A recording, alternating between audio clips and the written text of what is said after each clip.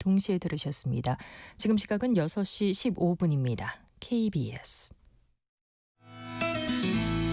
KBS 라디오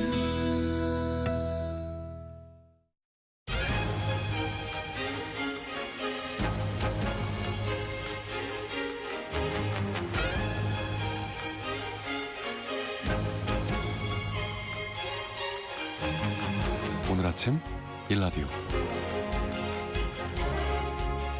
안녕하십니까. 오늘 아침 일라디오 아나운서 정은혜입니다. 밀라노 올림픽에서 반가운 메달 소식이 전해졌죠. 스노보드 종목에서 은메달과 동메달이 나왔는데요. 어제 한국 스노보드 역사상 두 번째 은메달의 주인공이 된 김삼겸 선수의 눈물과 소감이 참 인상적이었습니다. 그 영광의 순간 이면에는 비인기 종목의 서름을 견디며 막노동도 마다하지 않고 생계를 이어왔던 한 가장의 피땀과 그를 끝까지 믿어준 아내의 눈물겨운 시간이 있었습니다.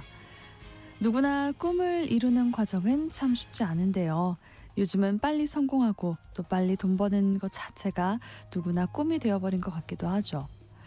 그래서일까요? 이번 김삼겸 선수의 은메달은 그 결과보다도 두 사람이 함께 버텨온 과정이 더 빛나 보입니다.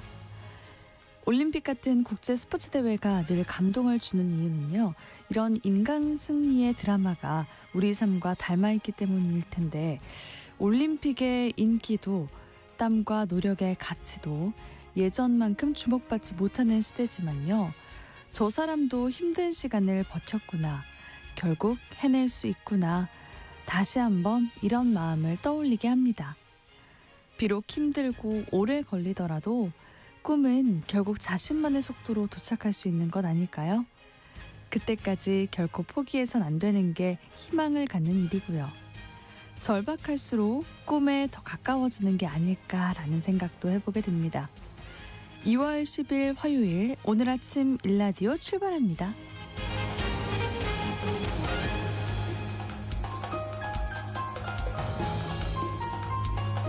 오늘 아침 일라디오 이 시간은 물론 KBS 일라디오의 모든 프로그램은 유튜브 KBS 일라디오 공식 채널이나 모바일 콩 어플리케이션을 통해 실시간으로 함께하실 수 있습니다.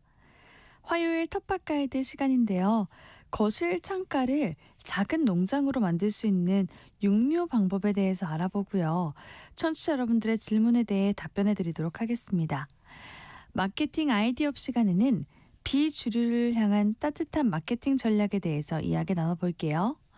텃밭 농사에 대한 궁금증 그리고 질문 있으신 분들은 지금부터 문자 보내주시죠. 단문 50원, 장문 100원이 드는 유료 문자 샵 9730, 샵 9730으로 보내주시기 바랍니다. 유익한 정보와 살아있는 이야기가 있습니다. KBS 오늘 아침 일라디오.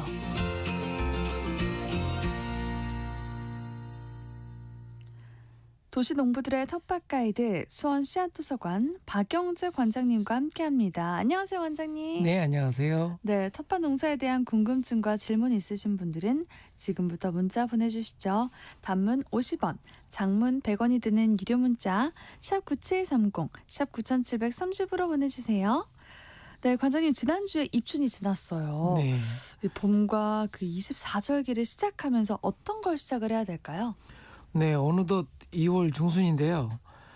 밖은 여전히 찬바람이 쌩쌩 불고 외투깃을 여미게 하지만 부지런한 도시 농부들의 시계는 벌써 봄에 맞춰져 있습니다. 네.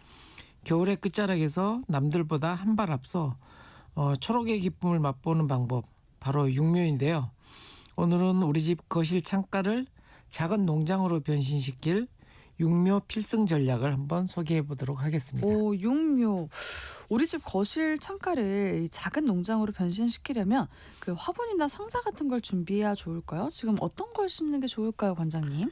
예, 포트 농사라고 흔히 얘기하는데요. 한 해 농사를 준비해 보겠습니다. 고추나 토마토 같은 작물은 자라는 기간이 아주 깁니다. 네. 4월 말이나 5월 초에 이렇게 밭에 바로 씨를 뿌리면 수확하기도 전에 서리를 맞을 수가 있겠죠. 그래서 지금 실내에서 미리 싹을 틔워 모종으로 키워 놓아야 합니다. 네. 먼저 준비해야 될 게 있는데요. 59나 아니면 72구짜리 모종 트레이를 준비합니다. 검정색이나 투명한 색으로 이렇게 흙을 담을 수 있는 컵들이 연결된 것을 트레이라고 하는데요. 연결 트레이라고도 하고요. 숫자가 작을수록 59나 70이고 이게 숫자가 작은 편에 속하거든요. 숫자가 작을수록 흙의 용량이 커서 뿌리를 많이 차지하는 작물들은 이런 큰 용기에 키우게 됩니다. 오, 그렇군요. 숫자가 작을수록 뿌리를 많이 차지하는 식물을 심는다. 잘 기억해야겠습니다. 그럼 관장님, 흙은 어떤 걸 사용하나요? 여기에 일반 흙이 아닌 원예형 상토를 준비해야 하는데요. 상토는 아기 식물에게 꼭 필요한 영양분과 배수성을 갖춘 가벼운 흙 같은 것입니다. 네. 갈색의 색상을 내는 것은 피투모스나 야자박으로 이끼나 야자 열매 껍질을 분쇄한 것인데요. 물을 잘 머금을 수 있는 보수력의 역할을 합니다. 그리고 하얀 알갱이는 진주석을 고압해서 팽창시킨 펄라이트라고 하는 것인데요. 물이 고여있지 않고 배수가 잘 되도록 하는 역할을 합니다. 마지막으로 갈색으로 보이지만 자세히 보면 약간 금빛을 내는 것이 있는데요. 금은 아니고 버미큘라이트라고 하는 것입니다. 네. 질석이라는 광물을 고온에서 팽창시킨 것으로 가습기 역할을 하면서도 영양 성분을 붙잡고 있다가 작물에게 내어주는 역할을 합니다. 질석 대신 연한 녹회색을 띠는 이제 제오라이트라는 것도 들어가기도 하는데요. 폐기물을 흡착하고 영양 성분을 교환하는 버미큘라이트와 같은 역할을 합니다. 이런 흙을 쓰는 게 좋은 건가요, 관장님? 이런 재료들은 이제 모두가 다 화학적으로 만든 것이죠. 포트 같은 경우는 화학적으로 만든 것에다가 또 상토는 모두가 수입산 재료예요. 네. 이런 것을 피하는 방법은 GP 포트나 종이컵 포트를 활용하는 방법입니다. 재활용 마분지를 압착해서 만든 재료인데요. 종이컵 포트는 원예형 상토를 넣는 것은 일반 포트와 같지만 두 가지 모두 다 모종을 빼서 심지 않고 포트째 땅에 심기 때문에 땅에서 분해가 되거든요. 자연스럽게. 그래서 옮겨 심기 할 때 뿌리들이 스트레스를 덜 받습니다. 그리고 당근이나 무와 같은 뿌리 채소도 모종으로 키울 수 있다는 장점이 있습니다. 네, 그렇군요. 그 종이컵 포트 같은 것도 구하기 쉽고 아주 좋은 방법일 것 같아요. 그러면 이런 재료들을 준비하면 파종을 시작하면 될까요? 네, 이렇게 재료들이 준비되면 씨앗을 파종하는데요. 씨앗을 심을 때 씨앗 크기의 두 배에서 3배 정도의 깊이로 구멍을 내고 살짝 덮어줍니다. 너무 깊게 심으면 싹이 나오다가 지쳐버리고 또 너무 얕으면 마를 수 있으니까 주의가 필요한데요. 발아에 햇볕이 필요한 상추, 당근과 같은 것들은 얇게 파종한 이후에 위를 밝은 색의 신문지나 종이로 덮어주어서 네. 마르지 않고 햇볕을 볼 수 있도록 하고요. 그다음에 발아에 햇볕을 싫어하는 파나 고추와 같은 작물들은 검정색 종이나 차광망으로 덮어주면 발아 성공률이 높아집니다. 대신 두 가지 경우에 모두에 싹이 이렇게 머리를 내밀게 되면 덮었던 종이나 차광망은 치워줘야 합니다. 이제부터는 햇볕이 꼭 필요하니까요. 네, 발아가 잘 되도록 세심하게 파종을 해야겠네요. 자, 다음은 어떤 걸 신경 쓸까요? 이제 온도를 관리하는 방법인데요. 25도의 마법이라고 부릅니다. 고추와 토마토는 따뜻한 곳을 좋아하는 열대 작물, 열대 지역 출신이거든요. 네. 그래서 싹이 트기 전까지는 실내 온도를 25도 내외로 유지해 주는 것이 좋습니다. 우리 집은 좀 추운데 싶으시면 트레이 위에 랩을 살짝 씌우거나 따뜻한 전기장판 가장자리에 두는 것도 하나의 방법입니다. 하지만 요즘은 육묘용 매트도 이렇게 작은 것도 팔더라고요. 그래요? 그런 것도 이용하셔도 되고요. 하지만 주의할 점이 있는데요. 싹이 일단 머리를 내밀면 그때부터는 온도를 조금 낮춰야 합니다. 그래서 엽채류의 경우는 10도 이상만 유지되게 하고 열대 작물, 과채류 같은 경우는 15도 정도 이상만 유지되면 됩니다. 네, 그러면 계속 너무 뜨거우면 식물이 키만 쑥 자라고 허약 체질이 될 수가 있습니다.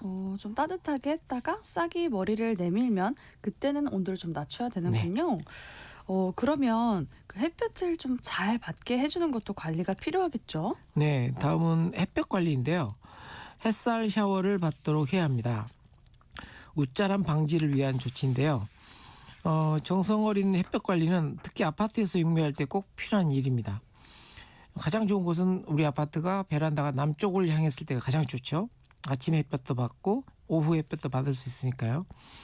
웃자람은 줄기는 가늘고 키만 껑충하게 크는 현상인데요. 이렇게 자라면 나중에 밭으로 옮겼을 때 힘들어합니다. 원인은 딱 하나, 햇볕 부족인데요. 싹이 트는 순간부터 햇살 샤워가 꼭 필수적입니다. 낮 동안에는 집에서 햇볕이 가장 잘 드는 창가 명당 자리를 모종에게 양보해야 하고요. 주의할 것은 창가 쪽은 또 밤에 급격히 온도가 떨어질 수 있습니다. 그래서 해가 지면 창가에서 조금 안쪽으로 들여놓는 것도 필요합니다.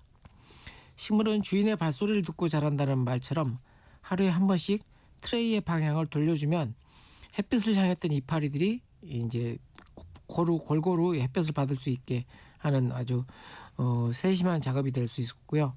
요즘은 식물 재배용 전등을 팔기도 하니까요. LED 형태로 네. 그것을 이용해도 좋습니다.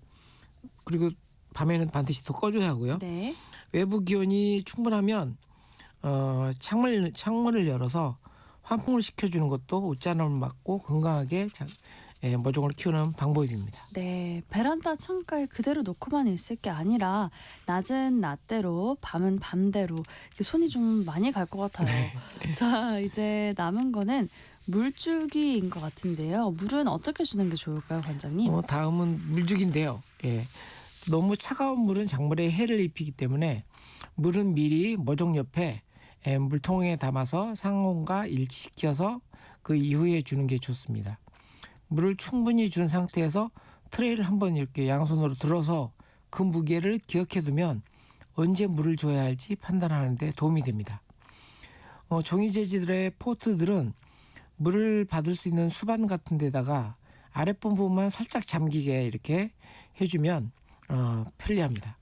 그리고 가끔은 모종이 시들지 않는 한 좀 한번 바싹 말려버리는 것도 필요합니다. 그래야 잔뿌리들이 많이 형성이 돼서 건강한 모종이 됩니다. 네, 성공적으로 육류하는 방법 살펴봤는데요. 벌써 그 토종 씨앗을 받은 분들이 계신가 봐요. 문자가 도착했네요. 2800님 토종 씨앗 농사일지 잘 받았습니다. 너무 감사합니다. 보내주셨고요. 2441님 감사합니다. 농사일지와 토종 씨앗 받고 싶었는데 보내주셔서 정말 감사드립니다. 잘 갖고 보겠습니다. 라고 감사 문자드려 씨앗 받으신 분들은 오늘 배운 육묘 방법으로 네. 한번 시도를 해보셨으면 그럼 좋겠습니다. 좋겠네요. 저희가 총 20분께 씨앗과 농사일지 그리고 10분께는 씨앗만 보내드릴 수 있었는데요. 모든 분들에게 저희가 보내드리지 못해서 죄송한 마음입니다. 양해 부탁드립니다. 자, 그러면 이제 텃밭 농사 관련해서 궁금한 질문들 한번 살펴보도록 할게요.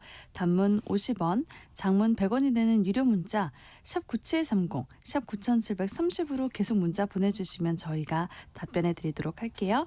지난주에 미처 답변 못 드린 질문부터 살펴보겠습니다.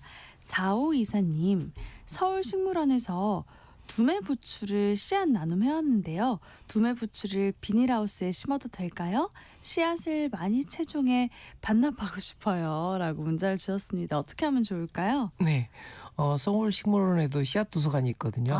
거기서 받아오셨나 네, 보네요. 그러신 것 같아요.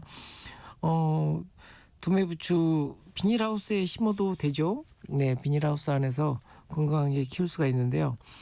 그런데 부추라는 작물이 방송에서도 말씀드렸지만 3년 차 정도 돼야 씨앗이 맺힙니다. 그러니까 올해 심으시면 한 3년 동안 기다려서 씨앗을 받게 되는 게 부추라는 작물의 특징이라서 왜 꽃이 안 피지 너무 걱정하지 마시고요. 계속 잘 돌보고 수확해 드시면서 좀 3년을 기다렸다가 씨앗을 채종하시면 될 것 같습니다. 그렇군요. 네. 자, 8186님 문자도 보겠습니다. 배추, 무가 벌레 먹었을 때 막걸리를 희석해서 뿌려줬는데요. 괜찮은 건가요? 냄새가 나던데요. 라고 해주셨네요. 네, 아마 막걸리 냄새가 많이 났나 보네요. 네, 병충해 방지용하고 그다음에 영양분 공급용으로 유산균이거든요. 네, 그래서 많이 막걸리를 활용을 하시는데요. 냄새가 날 정도면 너무 희석 농도를 진하게 하신 것 같아요. 물을 더 넣어야 되겠군요. 네, 물을 더 많이 희석을 해서 냄새가 코를 대고 맡으면 좀 맡아지지만 멀리서는 좀 맡아지지 않을 정도의 농도 그게 보통, 어느 정도죠? 보통 한 100배 정도 이렇게 이석을 해서 100배 뿌리고 이석이요? 하거든요. 그래서 너무 또 냄새가 날 정도로 진하게 하면 작물에게 이제 얼룩이 질 수도 있고요. 그다음에 생리장애를 일으킬 수 있어서 좀 많이 희석해서 활용하시기 바랍니다. 사람이 먹는 거하고는 전혀 다른 거니까요. 거의 냄새가 나지 않을 정도 100배로 희석을 해야 되네요. 네네. 자, 0836님. 혹시 고라니 퇴치법이 있으면 알고 싶습니다. 요즘 들어 밭에 나온 채소를 다 먹어서 속상합니다. 헉, 엄청 속상할 것 같아요. 어떻게 네, 퇴치하죠? 이런 질문들 굉장히 많이 나오시는데요. 우리 텃밭 환경이 그 산림이 끝나는 바로 지점에서 바로 또 농경지가 시작이 되거든요. 네. 그러니까 완충지대가 없어요. 산밭 이런 형태로 되다 보니까 오. 사실은 그 이전에는 이제 완충지대라고 해서 초원지대도 좀 있고 구릉지라든지 이런 지역은 밭이 아니라서 고라니들의 보금자리였는데 어쩌면 사람들이 농사를 하면서 고라니의 보금자리를 치고 뺏은 들어간 거네요. 거예요. 그렇죠. 예. 그러다 보니까 어쩔 수 없이 고라니들이 자기들의 공간이 협소해지다 보니까 이제 농경지를 이렇게 침범을 하게 되는데요. 요즘은 이제 보통 고라니 망이라고 해서 밭 변두리를 따라서 이렇게 망을 쳐서 들어오지 못하게 불러넣나요? 하기도 합니다. 근데 이제 어지간히 강한 재질이 아니면 또 뛰어넘기도 하고요. 뛰어넘어서 들어오면 또 나가지를 못해서 그 안에서 다 그런 밟아 경우도 놓습니다. 있나요? 네. 아이고야. 그러다가 또 사람이 잡으려고 가면 또 뛰어넘긴 해요. 그래서 얄미운 그런 이제 야생 조수에 속하는데요. 보통 이제 고라니 망을 씌우고요. 저 같은 경우는 방송을 통해서 몇 번 말씀드렸지만 땀에 젖은 옷을 군데군데 이렇게 걸어놓으면 사람 냄새를 싫어하는. 네, 사람 냄새를 싫어합니다. 네, 그리고 이제 가능하면 퇴비도 이런 축분으로 만든 퇴비보다는 소변이라든지 이런 형태로 사람의 채취가 들어있는 그런 재료의 액비 형태를 좀 주변에 많이 뿌려놓으면 네. 고라니들이 이 냄새에 민감하거든요. 그래서 여기는 내 땅이 아니구나 하고 좀 들어오는 것을 좀 기피하는 성향이 있습니다. 관장님 갑자기 궁금한 게 고라니들이 특별히 좋아하는 채소가 있을까요? 다 좋아합니다. 옥수수도 먹고요. 그다음에 엽채류도 많이 먹고 겨울에 심어놓은 뭐 밀이라든지 보리라든지 이런 것도 아주 잘 먹습니다. 그리고 먹지 못하는 것들도 사실은 좀 이렇게 뜯어서 발로 이렇게 해집기도 하고요. 네, 그래서 아주 힘들게 합니다. 우리나라만 그 고라니가 굉장히 보호종으로 이렇게 돼 있어서 전 세계적으로 보호종이긴 하지만 우리나라에만 특히 많다고 해요. 그렇군요. 8118님이 밭 둘레 들깨를 울타리 삼아 심어 놓으면 고라니 퇴치에 도움이 됩니다. 제가 아는 상식으로는 고라니가 들깨 냄새를 되게 싫어합니다라고 보내주셨네요. 네, 맞습니다. 오. 들깨라든지 아니면 배초향이라든지 네. 이렇게 우리나라에서 치는 이제 허브 작물이죠. 그것도 이렇게 변두리로 해놓으면 안에 보이는 이제 작물들도 잘 안 보이고요. 이제 들깨나 배초향이 키가 껑충하기 때문에 그리고 이제 향을 자기가 먹고 싶어하는 작물들의 향이 차단되잖아요. 그러겠네요. 네, 그래서 밭 변두리 따라서 쭉 이렇게 들깨를 심어 놓는 것도 하나의 방법입니다. 이것도 좋은 방법이군요. 자, 다음 질문 볼게요. 5965님, 옥수수 연작해도 되나요? 라고 보내주셨어요. 네, 옥수수도 연작하면 안 되죠. 보통 이제 이렇게 생각하시면 돼요. 유일하게 연작이 가능한 작물은 벼밖에 없어요. 그러니까 우리나라가 주작물이 이제 벼잖아요. 네. 왜 벼가 계속 논에서 이렇게 심어지는지를 알 수가 있죠. 벼라는 작물만 빼고는 모든 작물들이 연작을 하면 연작 피해가 있습니다. 그러니까 꼭 작물한테 필요한 미네랄이 고갈이 돼서 생육이 불안정하거나 아니면 병해충이 잠복하고 있다가 다시 가해를 하는 그런 피해를 입히고요. 뭐 특히 이제 뿌리 쪽에 이제 선충 피해라든지 이런 것들이 연작에 있어서 가장 많은 피해를 입힙니다. 네, 좋습니다. 한상민님 문자 보내주셨어요. 작년에 수확 못한 쪽파를 그대로 두면 싹이 나올 수 있을까요? 라고 보내주셨네요. 네, 단연생 작물입니다. 쪽파는. 그래서 가을에 파종해서 김장 때 일부 캐서 먹고요. 그다음에 남은 것들은 이 추위에도 월동해서 밭에서 지금 열심히 봄을 기다리고 있을 겁니다. 그러면 또 봄에 일부 이제 수확해서 드시고 그마저도 남으면 그건 이제 씨앗으로 삼아서 네. 뽑아서 이렇게 말려놓으면 또 올해 가을에 또 다시 파종하는 씨앗의 역할을 합니다. 아, 네. 0330님이 문자를 보내주셨습니다. 이분도 씨앗을 받았네요. 농사일지와 귀한 씨앗을 받아 정말로 고맙습니다. 일일이 포장하느냐고 수고해주신 많은 분들께 감사드립니다. 이 씨앗들은 봄에 포트에다가 심어서 옮겨야 되겠지요? 조선무, 경종배추는 가을에 심는 것인지요? 흰 당근은 봄, 가을 중 언제 심는 것이 잘 자랄까요? 질문이 많네요. 네. 궁금한 것이 많은가 봐요. 씨앗 소개하는 과정에서 다 말씀을 드렸는데 아마 그 기억을 못 하시고 계신 것 같아요. 일단 씨앗 포장하기 위해서 수고해 주신 분은 우리 PD 선생님이 굉장히 네, 고생을 많이 저희 하셨고요. PD 선배님이 아주 고생을 해주셨습니다. 네. 일단은 무하고 배추는 가을에 심는 게 맞고요. 그다음에 당근은 봄, 가을 모두에 다 적합한 작물에 속합니다. 그리고 아마 이제 그 검색을 한번 해보시고요. 일반 작물 이름으로 검색을 해서 파종식이라든지 이런 것들, 그다음에 이제 재배력이라고 이렇게 검색을 해보시면 작물 재배력이라고 검색하면 네. 표로 이렇게 나와 있는 것들도 있습니다. 그래서 언제 파종하고 언제 수확하고 이런 것들도 한번 세심하게 한번 살펴보시면서 농사 준비하시면 좋을 것 그럼 같습니다. 예를 들어서 경종배추 재배력 이렇게 네. 검색을 해봐도 되겠네요. 아니, 일반 배추하고 똑같으니까요. 배추 재배력. 배추 뭐 이런 식으로. 재배력. 예. 좋습니다. 그리고 또 한번 문자를 살펴볼게요. 오늘 도착한 문자입니다. 3364님, 커피 가루도 채소에 뿌려도 좋은가요? 날씨가 너무 추워요. 감기 조심하세요. 이렇게 보내주셨네요. 커피 찌꺼기로 이렇게 퇴비 만드는 법은 여러 차례 말씀드렸는데요. 일단 커피를 잘 말린 다음에 흙하고 섞어서 이렇게 한 2달 정도 이렇게 발효를 시킨 다음에 주는 게 좋습니다. 물론 그냥 노지에 밭에다 이렇게 커피를 뿌리시는 분들도 계시는데요. 네. 그렇다 하더라도 그게 거름으로 역할을 하는 것은 노지 안에서도 이제 2달 정도 지나야 발효가 어느 정도 지나야 이렇게 작물들이 흡수할 정도의 양분을 내놓게 됩니다. 네, 좋습니다. 0933님, 안녕하세요. 화분에 군뱅이가 많아 모든 채소의 뿌리를 잘라 먹어요. 어떻게 하면 되나요? 라고 하셨는데, 속상하실 것 같아요. 화분인데 군뱅이들이 군뱅이가 왔군요. 왜 생겼을까요? 네, 아마 이제 그 거름 성분이 거름을 줬을 때 너무 냄새가 나는 그런 거름을 주게 되면 이 병충해들이 많이 그 냄새에 유인돼서 이렇게 알을 쓸고 살게 되는데요.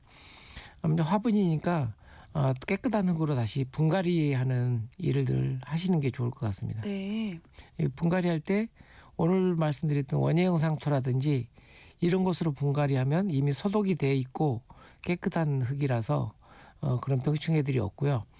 그다음에 이런 원예형 상토는 좀 가벼운 경량토에 속하거든요. 그래서 화분을 옮기거나 이렇게 작업할 때 가벼워서 좀 수월한 작업이 가능한 그런 흙에 속합니다. 네, 좋습니다. 시간상 저희가 오늘은 여기서 마무리를 할 텐데요. 답변 못 드린 질문들은 다음 주에 이어서 해드릴게요. 텃밭 가이드 시간, 지금까지 수원 씨앗도서관 박영재 관장님과 함께했습니다. 고맙습니다. 네, 감사합니다.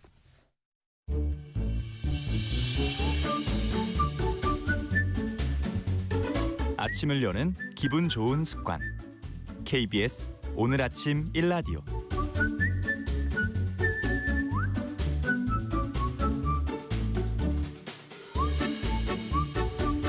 트렌드를 읽고 마케팅 전략을 세워보는 마케팅 아이디어 시간입니다. 오늘은 비주류를 향한 따뜻한 마케팅 전략에 대해서 소개를 해주신다고 해요. 마이테이스트 민지영 대표님과 함께합니다. 안녕하세요. 네, 안녕하세요. 네, 대표님, 비주류를 위한 마케팅 사례다라고 하셨는데 비주류가 정확히 누군지 또 어떤 의미인지부터 알아야 할 것 같아요. 네, 그 비주류의 사전적 의미로는 이제 조직이나 단체에서의 소수를 의미하고요. 네. 또 사상의 중심에서 벗어난 갈래다라고 이제 이야기를 하고 있습니다. 근데 이제 마케팅에서의 비주류는 서비스를 가장 많이 쓸 것 같은 메인 타겟이 아닌 사람들, 네, 서비스를 경험해 보지 못하거나 이제 마케팅을 할 때 주요 대상이 되지 않는 사람들을 비주류라고 하거든요. 그래서 우리가 마케팅 할 때 주류를 대상으로 마케팅을 해야 더 이제 효과가 크고 매출에도 좋은 영향을 끼칠 수 있는데, 이제 소수의 비주류들에게 어떻게 마케팅을 하고 있는지 이런 사례들을 한번 소개해 드리려고 오늘 이 주제를 가지고 왔습니다. 네, 좋습니다. 자, 사례를 함께 살펴보면서 이야기 나눠보도록 해요. 자, 첫 번째 사례. 차량 호출 앱 회사가 병원 입구에 택시 호출 버튼을 설치해서 화제가 됐다고 하는데요. 이 사례가 비주류 마케팅과 어떤 연관이 있을까요, 대표님? 네, 우리 요즘 휴대폰으로 차량 호출 앱 켜면 몇 분 만에 택시가 도착해서 이제 길에서 택시를 잡는 것보다 훨씬 간편하잖아요. 네, 근데 저희 할머니나 어르신들은 네. 이걸 이용하는 거 좀 어려워하셔서 네. 제가 대신 해드리곤 하거든요. 네, 맞아요. 저도 마찬가지인데 여기서의 비주류가 바로 디지털을 잘 활용하지 못하는 어르신들입니다. 네. 네, 글씨는 작고 단계는 많아서 한 번 배워도 금방 잊어버리게 된다고 하거든요. 또 대학병원에 진료를 받으러 어르신이 방문하는 상황을 가정해 보면 네. 접수와 대기 시간도 길고 진료 후 결제까지 동선도 복잡합니다. 그래서 겨우 진료를 끝내고 집에 가려고 했을 때 택시를 잡으려고 하면 호출 택시가 대부분이라서 또 한 번 오랜 시간 기다리는 경우가 많다고 합니다. 그렇군요. 네, 그래서 몸도 마음도 지친 상태에서 귀가 자체가 또 하나의 난관이 되었기 때문에 중국의 차량 호출 서비스 D사에서 이런 어르신들에 주목해서 주요 종합병원 앞에 원클릭 호출 버튼을 설치했어요.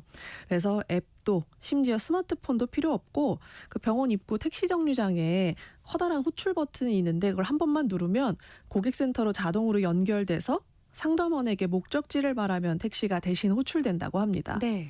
앱 이용보다는 훨씬 더 직관적이고 익숙한 방식이라고 볼 수 있고요. 또 이 버튼이 설치된 공간 옆 의자에는 방석도 깔려 있고 대기 공간에 따뜻한 담요도 준비되어 있습니다. 어르신들이 약을 안전하게 챙겨갈 수 있도록 봉투 그리고 마스크도 비치해 놨다고 하고, 또 병원 안에는 이 D사에서 이제 운영하는 자원봉사자분들이 안내를 돕는 부스도 함께 운영하고 있고요. 네. 네, 결제 후 또 카드를 잊어버리시는 분들이 많으니까 네, 그 소지품을 잘 챙기라는 문구도 배치해 뒀습니다. 사실 이 D사가 프로젝트를 한 이유가 기술의 절제가 목적이었다고 해요. 기술의 절제요. 네, 우리가 보통 택시 앱이라고 하면 정말 최신 기술의 집약체다라고 얘기를 할 수도 그쵸? 있는데, 어르신들이 택시를 호출하는 데는 더 복잡한 기능이나 기술이 아니라 버튼 하나 그리고 안정적인 배차 시스템이면 충분하기 때문에 최신 IT 기술을 더 내세울 필요가 없었다고 하고요. 또 보통은 마케팅에서 가장 효율적인 고객을 찾는데 이 D사가 집중한 대상은 가장 앱을 잘 쓰는 핵심 고객이 아니라 디지털 환경에서 또 마케팅 중심에서 밀려나 있던 어르신들이었기 때문에 비주류 마케팅으로서 주목을 받고 있는 것 같습니다. 네. 그래서 어쩌면 이게 기술과 또 마케팅이 할 수 있는 가장 다정한 역할일지도 모르겠다라는 생각이 들었어요. 네. 디지털을 활용하지 못하는 어르신을 위한 따뜻한 사례였습니다. 이번에는요. 어린이뿐만 아니라 어른들도 좋아하는 인형 브랜드에서 다양성을 반영한 인형을 선보였다고요. 네, 바비 인형 아시죠? 맞아. 어릴 때 저도 잘 가지고 놀았습니다. 네, 이렇게 바비 인형으로 잘 알려진 세계 최대 완구 기업 M사에서 오랫동안 모델 같은 패션 인형을 만들어 왔는데, 올해 1월 처음으로 자폐 스펙트럼을 반영한 바비 인형을 선보여서 네. 화제입니다. 이 인형은 미국의 자선단체인 자기용호 네트워크와 1년 반 넘게 협업을 해서 만들어졌는데요. 이제 겉모습만 비슷하게 구현한 게 아니라 이 실제 자폐 스펙트럼을 가진 아이들의 경험을 세심하게 반영했다는 점이 특징입니다. 네, 손과 팔의 반복적인 움직임을 표현할 수 있도록 관절을 설계하고, 그리고 감각 과부하를 줄이기 위해서 노이즈 캔슬링 헤드셋을 착용하고 있는 모습도 표현을 했습니다. 그리고 피부 자극을 최소화하도록 여유 있게 디자인된 옷을 입는데 이것도 바비 인형을 똑같이 구현을 해뒀어요. 그렇군요. 또 시선은 직접적인 눈 맞춤을 부담스러워하는 특성을 고려해서 살짝 옆을 향하고 있고 불안과 스트레스 해소를 위해 자주 만지는 장난감도 손에 들려줬습니다. 그래서 이 사례는 M사가 정상적인 바비의 기준을 다시 정의했다는 데 의미가 있습니다. 이 자폐 스펙트럼을 특별한 설정 혹은 특이한 캐릭터로 다룬 게 아니라 인형이 가지고 있는 다양한 정체성 중 하나로 자연스럽게 포함을 시켰다는 점에서 이 다양성을 존중하는 방향으로의 변화라고 볼 수 있는데요. 실제로 전문가들이나 시민단체들도 긍정적인 반응을 보이고 있어요. 네. 왜냐하면 이 자폐 스펙트럼을 가진 어린이들이 자신이 또래 친구들하고 다르다는 이유로 배제된다고 느끼는 경우가 많기 때문에 이 본인의 특징을 반영한 인형으로서 아이들에게 나 역시 가치 있는 존재고 사회의 일부라는 긍정적인 이미지를 형성하는 데 도움이 된다고 하거든요. 네. 그래서 비주류를 배려의 대상으로만 두지 않고 브랜드 안으로 직접 끌어들여서 공감과 또 반가움을 느끼게 하는 좋은 사례인 것 같습니다. 네. 자신을 닮은 인형을 통해서 위로를 받는 아이들이 있다면요. 어떤 아이들에게는 한 번도 가져보지 못한 경험이기도 합니다. 배달 플랫폼에서 이 아이들을 위한 특별한 캠페인을 진행했다고요? 네, 우리 배달 플랫폼 비사, 국내에서 가장 많은 사람들이 사용하는 플랫폼이죠. 맞아요. 우리가 무엇을 먹을지 결정하지 않고도 습관적으로 앱을 켜서 이용하는 서비스이기 때문에 네. 우리 대부분의 소비자에게는 언제 어디서나 배달이 가능한 환경이 당연하게 느껴집니다. 근데 이 플랫폼 안에서 아무것도 선택할 수 없는 텅 빈 화면을 마주하는 사람들이 있다는 점은 쉽게 떠올리지 못하거든요. 배달이 안 되는 곳에 사는 사람들일까요? 네, 맞아요. 그래서 여의도만 하더라도 배달 앱 키면은 너무나 많은 메뉴와 그렇죠. 식당이 나오게 네. 되는데, 네, 이렇게 선택할 수 없는 이런 어려운 지역에 있는 사람들에게 또 특히 아이들이 겪는 경험에 이 비사가 주목을 했습니다. 이 성장기 아이들에게 음식은 또 끼니뿐만이 아니라 즐거움이고 또 또래 친구들과 공유하는 경험인데 맞아요. 이제 살고 있는 환경 때문에 선택지조차 거의 없는 상황이었거든요. 그래서 처음에는 방학 기간에 급식을 먹지 못해서 집안에서 끼니를 챙기지 못하는 아이들에게 네. 건강한 음식을 제공하는 접근으로 방학 도시락이라는 캠페인을 시작을 했는데요. 네. 이제 10회째 되던 해에는 요즘 아이들이 배달 음식으로 무엇을 먹고 싶어 하는지부터 다시 생각했다고 합니다. 그래서 치킨, 피자, 마라탕처럼 아이들이 좋아하는 음식들을 마련해서 이 배달이 닿지 않은 지역을 직접 찾아가서 여러 브랜드들과 협업해 특별한 식사를 제공했다고 하고요. 이 과정을 처음 만난 날이라는 이름의 영상으로 공개해서 이제 플랫폼 안에서 우리 일반 소비자들도 후원에 참여할 수 있도록 연결해서 캠페인을 서비스 경험으로 확장을 했습니다. 이 결과 이 캠페인 영상이 887만 회 조회수를 우와. 기록을 했고요. 이걸 본 많은 소비자들이 배달 앱을 쓰면서 생각해보지 못했던 이야기였다라는 반응을 보였습니다. 그래서 이 캠페인은 제32회 대한민국 광고 대상에서 상생창의 가치상을 수상하면서 이 의미를 인정받기도 했거든요. 그래서 우리가 매일 사용함에도 지나칠 수밖에 없는 상황을 이 기업과 플랫폼이 먼저 발견을 해서 자신들이 잘하는 방식으로 해결책을 제시했다는 점이 굉장히 좋고요. 네. 그냥 좋은 일만 한 게 아니라 또 서비스의 본질 그리고 브랜드가 사회 안에서 해야 되는 역할을 다시금 보여준 사례라고 볼 수 있겠습니다. 그렇군요. 그러니까 얼마나 많은 사람에게 서비스를 제공했느냐 그보다 그동안 경험하지 못한 사람을 찾아갔다라는 그 점이 인상적입니다. 자, 카자흐스탄의 한 통신사도 찾아가는 서비스로 주목받은 사례가 있다고 하죠. 네, 이번에 소개해드릴 사례는 카자흐스탄의 비통신사가 진행한 긴급 유심 캠페인입니다. 이제 카자흐스탄이 세계에서 면적이 9번째로 큰 나라라고 해요. 그렇군요. 네, 그래서 수도나 주요 도시를 벗어나면 통신 인프라가 급격히 약해지는 지역이 많다고 하고요. 네. 특히 사막이나 오지에서는 휴대전화가 연결되지 않는 일이 흔한데 이 경우에는 단순히 불편한 게 아니라 위험한 상황으로 이어질 수가 있습니다. 그래서 사막이나 오지에서 연락이 끊기는 순간 정보 또 도움도 얻기 어려워지기 때문이거든요. 정말 위험한 상황이 되죠. 네, 맞아요. 그래서 비사는 이러한 사각지대의 문제에서 착안을 해서 기존의 네트워크 범위 밖에서도 사람들에게 최소한의 연결을 제공할 수 있는 방법을 고민했다고 하고요. 네. 이 해결책으로 긴급 유심을 선보였다고 합니다. 사실 오지에 있는 그 사막을 지나가다 보면은 노란 색깔 박스가 이제 있는데 이 노란색 박스 안에 비사의 유심 카드를 넣어놨다고 하거든요. 근데 흥미로운 점은 비통신사를 이용하는 고객이 아니어도 사용할 수 있다는 점이에요. 그런데 이 유심 카드를 사용하면 오지에서도 잘 이용을 할 수가 있다는 거죠? 네, 맞아요. 일시적으로나마 데이터 연결을 할 수 있도록 만들었고, 뭐 고품질 또 대용량 데이터는 아니더라도 메신저나 위치 공유를 할 수 있게 최소한의 연결에 초점을 맞췄습니다. 네. 그래서 여기서도 역시 기술이 아니라 관점을 전환했다는 점이 핵심인데요. 이제 우리 서비스 가장 잘 쓰는 사람이 누구인가가 아니라 우리 서비스를 제대로 경험해보지 못한 사람들은 누구인가에 집중을 했습니다. 비주류를 그 생각을 해서 이걸 만든 거네요. 맞습니다. 그래서 꼭 필요한 순간에 선택지를 하나 더 제공하는 그 자체가 기업한테는 더 강한 마케팅이 될 수 있다는 점을 알 수 있었습니다. 네. 그래서 다음은 작은 물건 하나를 다시 바라본 마케팅도 한번 살펴보려고 해요. 제품 자체가 아니라 우리가 늘 쓰고 버려지던 그 부품에서 새로운 가치를 찾아낸 캠페인이 있다고 합니다. 네, 이번 사례는 영양제와 건기식을 판매하는 헬스케어 브랜드 S사의 체크링 캠페인입니다. 체크링 캠페인이요. 네, 여기서의 링은 우리한테 너무 익숙한데 신경 쓰지 않던 부품이거든요. 우리가 주스나 요거트 병을 열 때를 떠올려 보면 네. 뚜껑을 딸 때 따다닥 하는 소리와 함께 길쭉하게 딸려 나오는 플라스틱 있잖아요. 네네네. 네, 이 바로 뚜껑과 병을 연결해주는 부분을 캡 테더라고 부르는데 원래 목적은 뚜껑을 분실하는 걸 막기 위한 부품일 뿐 우리 보통 뜯자마자 버리거나 분리수거 하잖아요. 네네, 그렇죠. 네, 근데 S사는 바로 이 작은 부품인 캡 테더를 건강을 확인하는 도구로 활용하는 캠페인을 진행한 겁니다. 어떻게 확인하죠, 건강을?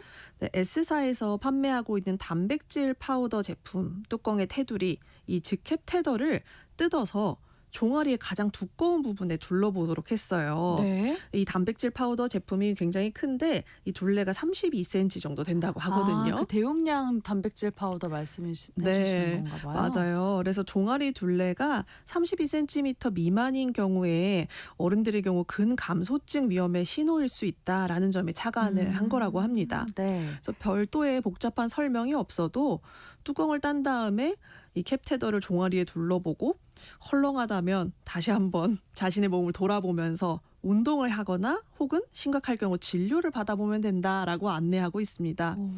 그래서 이 실제로 캠페인을 통해서 부모님 종아리를 직접 내가 재보게 됐다거나 부모님과 건강 이야기를 꺼내는 계기가 됐다라는 긍정적인 반응들이 네. 이어지고요.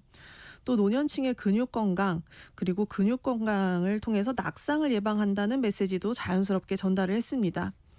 그래서 S사는 제품 경험 안에서 늘 배경으로 밀려나 있던 이 작은 소품, 비주류 요소를 활용해서 건강 브랜드의 역할을 한 단계 확장한 사례까지 보여준 것 같습니다. 네.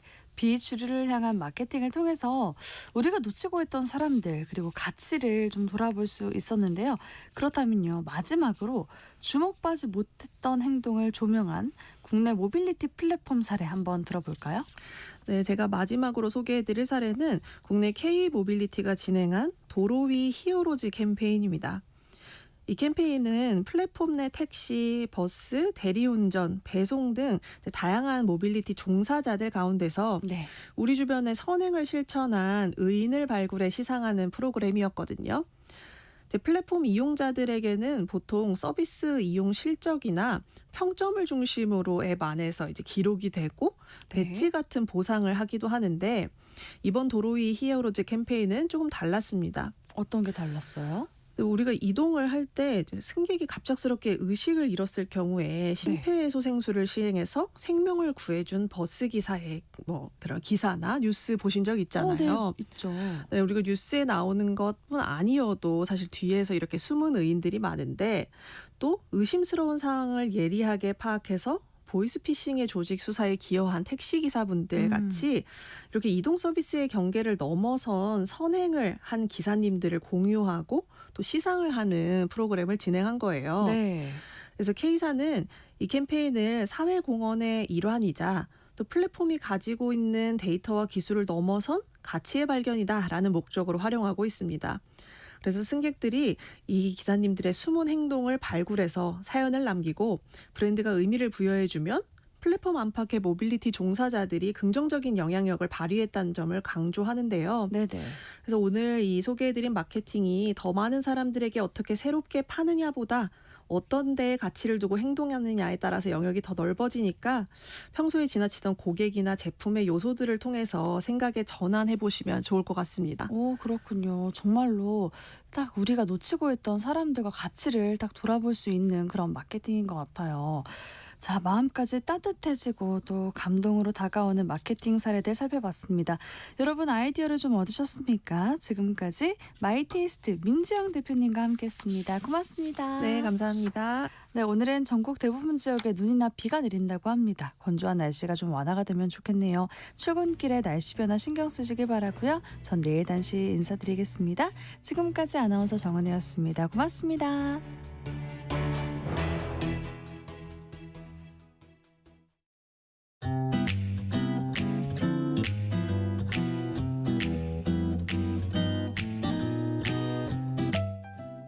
안녕하세요.